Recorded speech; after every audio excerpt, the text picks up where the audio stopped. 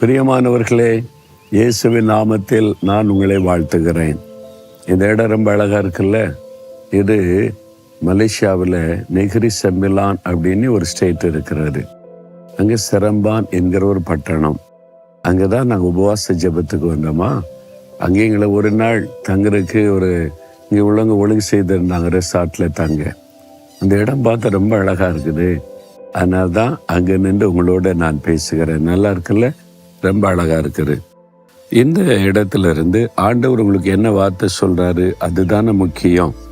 உபாகமும் 31:8 கர்த்தர் உன்னை விட்டு விலகுவதும் இல்லை, அவர் உன்னை கைவிடுவதும் இல்லை. நீ பயப்படவும் கலங்கவும் வேண்டாம்.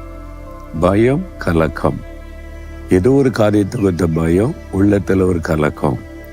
பெரும்பாலும் எப்போ அந்த கலக்கம் பயம் வரும் தெரியுமா? ஆண்டவர் என்னை விட்டு விலகிட்டாரோ, ஆண்டவர் என்னை மறந்துட்டாரோ, ஆண்டவர் என்னை கைவிட்டு விட்டாரோ அப்படின்ற சூழ்நிலை வரும்போதும், ஒரு தனித்து விடப்பட்ட நிலைமை வரும்போது உள்ளத்தில் பயம், கலக்கம் வரும்.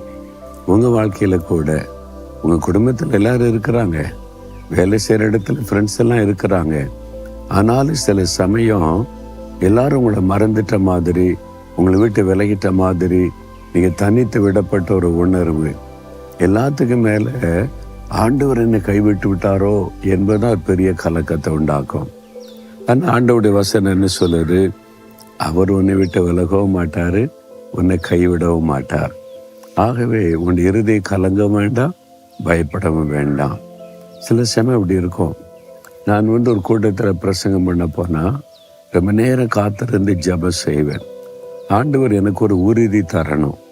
நீ போ, நான் வருவேன், நான் வந்து கூட நின்று நான் ஊழியத்தை நிறைவேற்றுவேன் அப்படின்னு எனக்கு வாக்கு கொடுக்க வரைக்கும் நான் பெரும்பாலும் அப்படி தான் ஜெபம் செய்வேன். ஒரு பெரிய கூட்டம், கடைசி நாள் கூட்டம், அதுக்காக தேவ சமூகத்தில் காத்திருந்து பல மணி நேரம் ஜெபித்து கொண்டிருந்தேன். அப்போ ஆண்டவர் இறங்கி வந்து, நீ பயப்படாத, நீ போய் நின்று நான் சொல்கிறத பேசு, நான் உன் பக்கத்தில் நிற்பேன், நானே இன்றைக்கு எல்லாவற்றையும் நான் செய்து முடிப்பேன் அப்படின்னு வாக்கு கொடுத்தார்.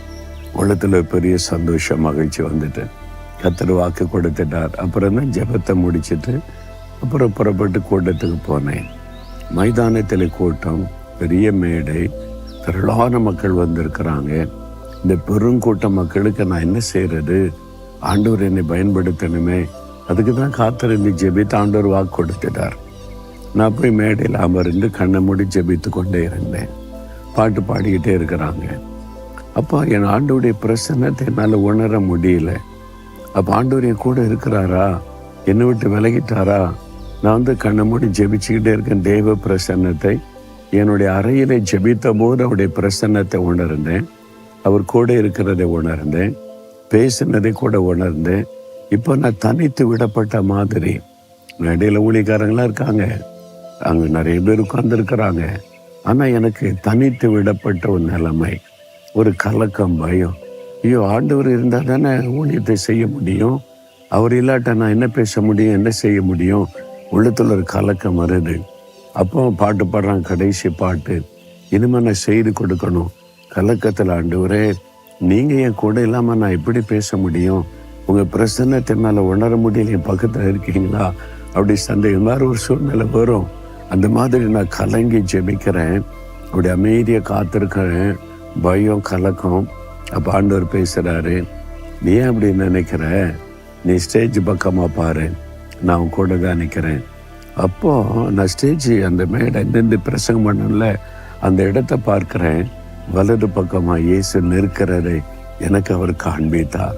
நான் இங்கே தான் இருக்கிறேன், நான் உனக்கு வாக்கு கொடுத்தேன்ல, உங்க கூட தான் வந்து நிற்கிறேன், தைரியமாக பேசு. ஆண்டவர் பேசினவன தைரியம் வந்து விட்டார். அந்த கலக்கம், பயம் எல்லாம் போயிட்டு. பல சமயத்தில் நாம நினைத்து கொள்கிறோம் ஆண்டவர் நம்ம விட்டு போயிட்டாரு போல. எல்லா சமயமும் ஒரே மாதிரி இருக்காரு. சில சமயம் ஸ்ட்ராங்காக அவருடைய பிரசன்னத்தை உணர்வோம், நம்ம கூட இருக்கிறது தெரியும். சில சமயத்தில் அப்படி இருக்க மாட்டார், அமைதியாக நம்ம கூட தான் அவர் இருப்பார். ஆனால் நமக்கு அந்த ஃபீலிங் இருக்காரு. நம்ம விசுவாசிக்கணும், ஏன்னா அவர் விலக மாட்டார்.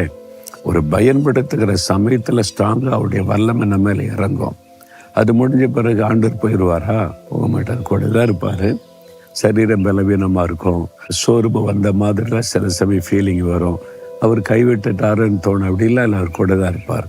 உங்கள் வாழ்க்கையில் கூட எதுக்கு சந்தேகப்படுறீங்க? அவர் சொல்கிறார், நான் உன் கூட தான் இருக்கிறேன். எப்படி உன்னை விட்டு விலக முடியும்?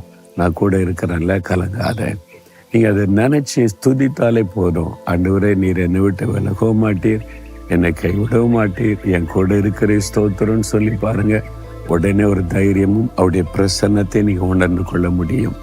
ஆண்டவரே, நீர் வாக்கு கொடுத்த தேவன், என்னை விட்டு விலக மாட்டீர், என்னை கைவிட மாட்டீர், நான் இனி கலங்க மாட்டேன், நான் பயப்பட மாட்டேன், சூழ்நிலைகளை கண்டு சோர்ந்து போக மாட்டேன். என்னோடு கூட இருக்கிற இயேசுவுக்கு ஸ்தோத்திரம், ஸ்தோத்திரம். இயேசுவின் நாமத்தில் ஆமேன், ஆமேன்.